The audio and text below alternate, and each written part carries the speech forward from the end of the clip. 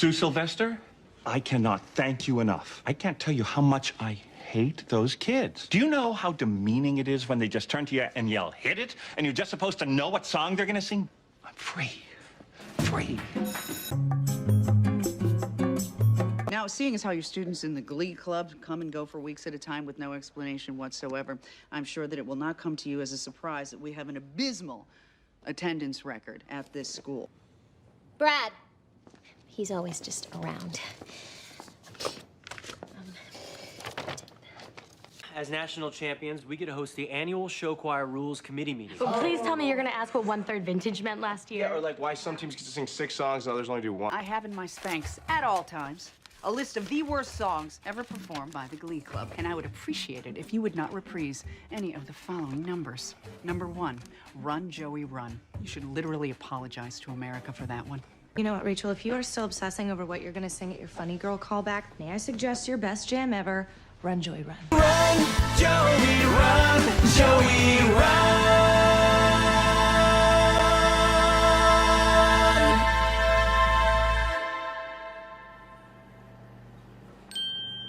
Number 2, the ingenious mashup of Crazy in Love and Hair. Now, I know you must have been pretty tired when you put that baby together. Beautiful hair, shining, gleaming, streaming, waxing, waxing.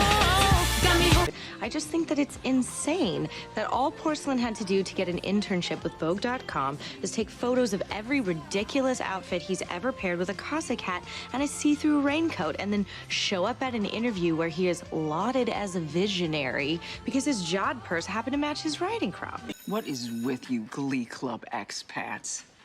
Don't any of you have jobs? You have to have some source of income so you can pay the staff of scientists who service your teleporters that you all clearly own, since you're constantly showing up here. Where did you get all these video clips? I have cameras everywhere, Becky. But is this like a dream sequence? How could you film that? Okay, Becky, shut up. You're ruining this, honey.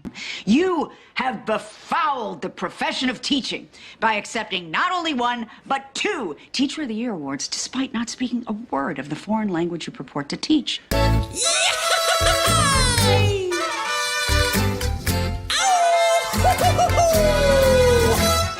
Like the storied predators of yesteryear will. You pick only the most vulnerable students to favor, while actively neglecting the others, like that gross kid with the dreadlocks. Or that poor Irish idiot, Rory. That's right. Or the black dancer, whose name none of us remember. But he's real boring. Hey, Mercedes. Yeah, hi. Because you rode his back to a win at sectionals and then promptly ignored him into oblivion. You positively worship a student if they can so much as carry a tune, and yet you don't know a single name of the only true musical geniuses in that choir room. The band, who have demonstrated time and again that they can, at the drop of a hat, play literally any song you can name, and still you treat them like so much nameless human garbage. Now, unlike some members of the Glee Club who come and go for months at a time with no explanation, you 2 losers are always in that choir room. Even if for an entire week the only thing you have to do is say something inconsequential like, "Kitty's right," or, "Blaine, are you serious?" It's okay, you're welcome. I mean, you're gonna have to audition. We have a very rigorous process. I mean, not really. Sugamato is literally tone deaf. See here, right on schedule. Week 5, clean, friends again. We still have 6 more weeks for scheming, possibly 7, depending on network preemptions. I'm here to inform you that Principal Figgins has made me in charge of judging the 50th annual Christmas tree decorating contest, a long-standing tradition here at McKinley High, even though we didn't do it last year, or the year before, or the year before that. The McKinley High Non-Denominational Christmas Club meeting is now called to order. Vice President Artie Abrams has the floor. This Christmas club looks an awful lot like Glee Club.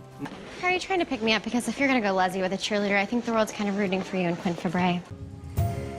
Will you marry me? Ooh, wait, what is happening? This kind of thing happens in here all the time. Just go with it.